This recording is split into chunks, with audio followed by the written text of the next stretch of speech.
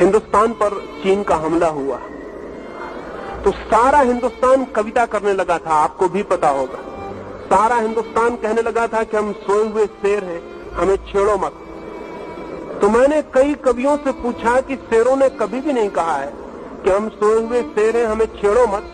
छेड़ो और पता चल जाता है कि शेर है या नहीं, कविताएं करने की जरूरत नहीं होती। लेकिन पूरे हिंदुस्तान ने कविताएं की, जगह जगह कवि सम्मेलन हुए, लोगों ने तालियां बजाई, और जिन लोगों ने कविताएं की कोई को पद्मश्री की उपाधि मिल गई, कोई राष्ट्र कवि हो गया, किसी को राष्ट्रपति ने स्वर्ण पदक भेंट कर दिए, और चीन हिंदुस्तान की जमीन दबा के बैठ गया और वो सोए हुए शेर सब फिर वापस कविता करके सो गए।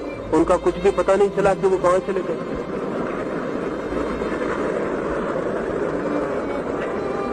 लाखों मील की जमीन ने चीन ने कब्जा कर लिया था। हिंदुस्तान के नेताओं ने बाद में कहना शुरू किया कि वो जमीन बेकार थी, वो जमीन किसी काम की ही न थी, उसमें घास भी पैदा नहीं होता था।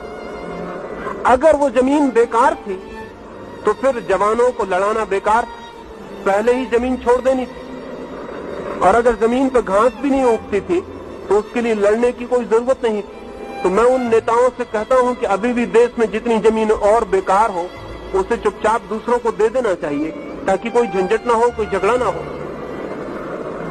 ये जो हमारा चित्त है, इस चित्त को मैं बूढ़ा, ओल्ड माइंड, बूढ़ा चित्त कहता हूं। ये बूढ़ा चित्त हर चीज में संतोष खोज लेता है। इस बूढ़े चित्त को तोड़ना पड़ेगा, अतीत की तरफ देखना बंद करना पड़ेगा, भविष्य की योजना बनानी होगी।